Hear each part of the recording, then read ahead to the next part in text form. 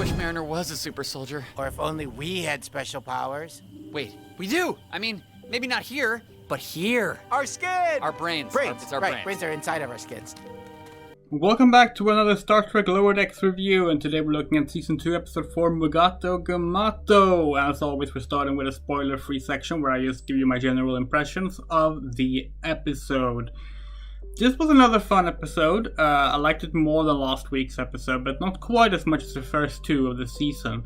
It's a bit more juvenile with its humor. There's a lot of, gross out jokes and sex jokes and stuff like that, which I don't think is Lower Decks' strength. It's the kind of humor that you would see in stuff like Rick and Morty, which I'm just not very fond of, and I don't think Star Trek lends itself well to. But with that said, it didn't make the episode bad at all. I very much enjoyed it. It's a bit of an odd one again, in that we have three characters paired off for one plot, and then the fourth main character is left alone. Now the thing is, I don't think Lower Decks' character lends themselves well to single character narratives. We saw this last week as well with Boimler and Rutherford. I didn't feel like either of those stories worked well when they were on their own. And the same thing here, where Tendi is on her own in this episode. It just doesn't feel that fleshed out and worthy of your time. But on the other hand, the story involving Boimler, Rutherford, and Mariner this week is a lot of fun and definitely worth your time. So that kind of weighs it out, but I think the episodes are better when they're working in pairs. And I think part of the problem is that when they are on their own, they have to interact more with the expanded cast, which unfortunately are not that interesting. They're very one-note characters, which is fine for little gags, but doesn't work that well when they're more involved. Tendi always ends up interacting with Dr. Tiana, and I love Dr. Tiana, but she's a very one-note character. But, as I said, I still enjoyed it. It's a fun episode. I do recommend it. So, let's jump into spoilers, shall we? So we start off the episode with a little intro bit that actually has nothing to do with the rest of the episode. Mariner, Boimler, and Rutherford, spar in Anbojutsu. And Mariner, of course, kicks their asses, and I guess in a way that sets up one of the plot lines going around, which is that they start to suspect that Mariner is actually a Section 31 agent, and because the bartender tells Boimler and Rutherford that she is, and that's why she knows all these martial arts and why she keeps being moved from ship to ship. He mentions the USS Atlantis, where half the crew disappeared and the ship was classified. Just watch out. When her back's against the wall, that's when the training kicks in. She's programmed to protect herself at all costs. All costs. Okay, buddy, you heard wrong. I bet they didn't believe the rumors on the Atlantis either, until it was too late and they were all... Bonus, could you get back to work? Billups is still waiting on his peach daiquiri. And they're playing this board game called Diplomath, where you have to negotiate and compromise by making no one happy, and it's glorious. What's about 10% gratuity on a biannual basis? Worth considering. What up? Wow, flinch much? Hey, work later. Let's hit the phaser range. I need moving targets. This isn't work, we're playing Diplomaths. And we're at a crucial point in the negotiation. We're both about to lose! Why is that good? If both sides are equally unsatisfied with the negotiation, you can close the deal. Ready for final offers? I don't like it. I guess I can live with that. I want that game. I want them to make that game.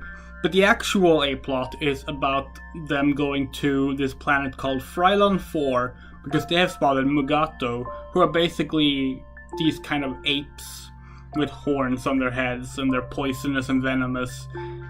And the way you pronounce Mugato is very varied.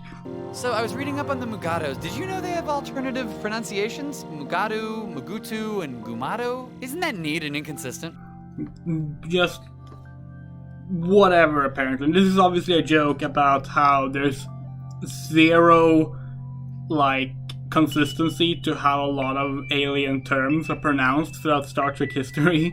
I mean, you have Bajor, or is it Bajor? Just as an example.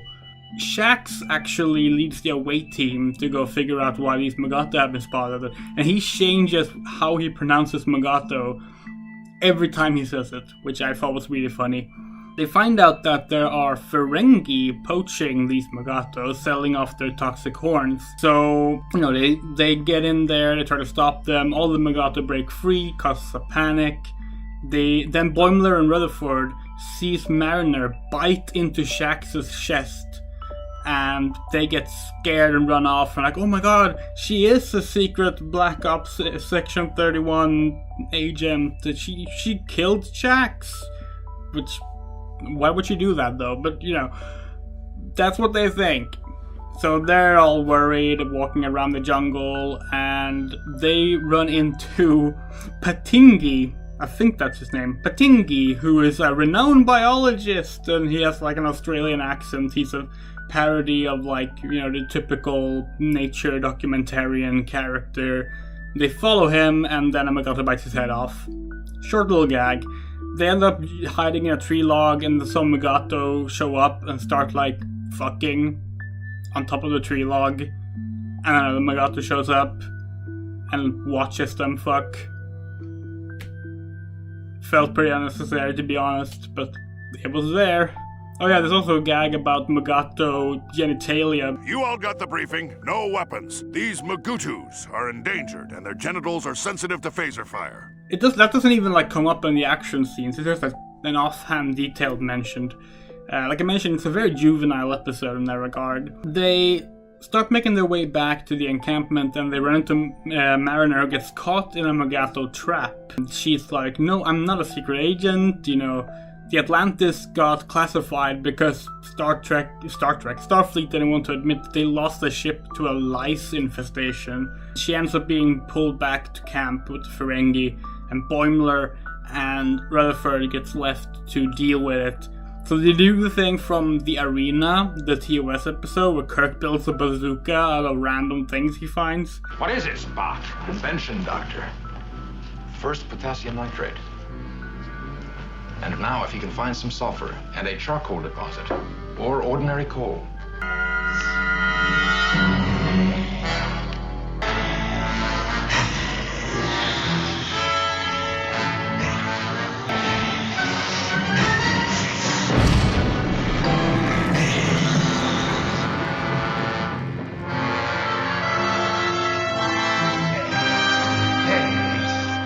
Except they build a projector and propose the idea that they should rebuild this empoachment.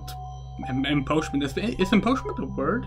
This poacher camp into a reservoir for the Mugato and sell merchandise and, guided tours and stuff like that. And the Ferengi bite for that. And yeah, that's a great idea. It will be a lot more work, but it will be much more profitable. And it's cute. It's funny.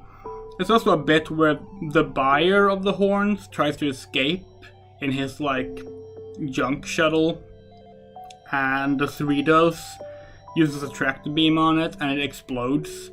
They beam him safely aboard first, but it explodes, and they're like, oh no, we will compensate you and replace your ship and blah blah blah. But then you find out that, he's a scammer who they blow their ship up on purpose, and that they send him to work at the reservoir. And that's kind of the main plot. It's funny, it's nice enough. There's a lot of little cute gags here and there. But the B plot is unfortunately not as interesting. So the B plot is that Tendi needs to get more confidence. She needs to be more assertive. So Dr. Tiana asked her to finish the biometric scans for the various officers that haven't come in for their annual physical exam. Which I need to point this out, that is a recurring thing in Starfleet. Because you have in the episode Latent Image from Star Trek Voyager, they talk about who haven't done their physicals yet, and they mention that Janeway hasn't come in for it. In the episode Whispers from Deep Space Nine, it's Chief O'Brien who haven't done his physical. So this is obviously a recurring thing that the doctors have to chase down the various officers. So Tendi ends up finding Stevens in the bar flirting, she scans him, then she finds Yet fighting Keishan. So Keishan's still around. They didn't forget him, just because Shax is back. In fact, I think he might still be Chief of Security, actually. Tendy scans him as well. Then Lars. I'm not sure who Lars is. I don't know if he's appeared before. If he has, I do not remember him. Like, he's in the holodeck. She scans him. Like it's just a little collage of her scanning people. And then she's like, oh wow, I'm done except for the last patient. But the last patient is only listed by a serial number. I don't know who it is. Then she figures out it's Dr. Tiana herself, who goes into like feral cat mode and starts running away. And they chase each other through the ship and into a Jeffries tube. And eventually Tendy breaks her arm, like the bone shattering, like sticking out of her body. So Dr. Tiana is like, oh no, I'm so sorry, and like goes back to her and she scans her. And that's it. Like, that's the B plot. It's so minuscule. Like, you keep forgetting it's part of the episode as you're watching the episode because of how unimportant and minor it is. And I guess that's kind of the point. It's not meant to be the big plot of the episode. The episode is named after it, like it was last week, where Tom Paris was in the episode name, and he's barely in the episode. But it's still, I didn't really care much for it. Also, I didn't like how the main gag of this little plot thing was that Dr. Tiana acts like a cat. Because that was also the final gag of last week's A-plot. Like, we're already recycling the punchline to the little episode plots. That's not good. And the episode does end on like them being back on the ship playing diplomat. Mariner is winning without realizing it. It starts new rumors about Rutherford and Boimler. It's a cute little ending. I guess in closing thoughts, I liked the episode. It's not a very special episode. It's not one of the best Lower Decks episodes, but it's far from one of the worst as well. I did think the humor got a bit too juvenile in places. I did think the Tendy plotline was not very engaging, which is a shame, because Tendy's a very fun character. Then again, she got a lot of things to do last week, so, you know, it kind of evens itself out.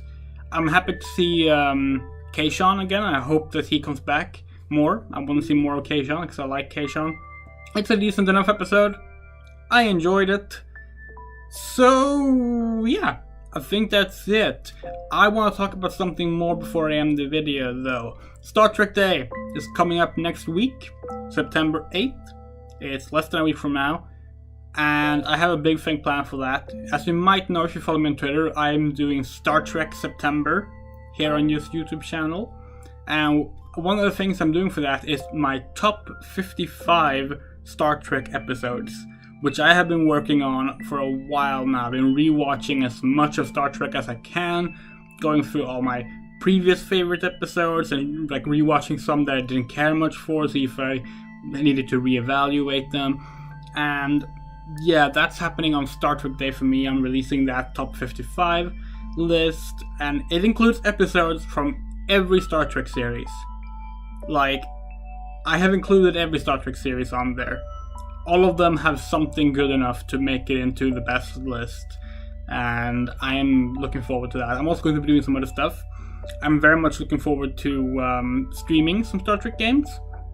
I know I've put Final Fantasy IV up as my next streaming game, but I will also be streaming some Star Trek games. And I have a little Star Trek plan for Final Fantasy IV as well. But with that said, if you like my content, you can support me on Patreon and on Ko-fi. It really, really helps, because especially right now, because I'm kind of in a dire place at the moment. I'm trying to sort out both my job situation and my living situation, because this is a temporary living situation that I'm currently in. So, you know, every bit helps if you want to help out, but it's also fine if you don't. Until next week, or whatever else I upload, I'll see you around. Live long and prosper. want to check out my sweet command badge. It's gold.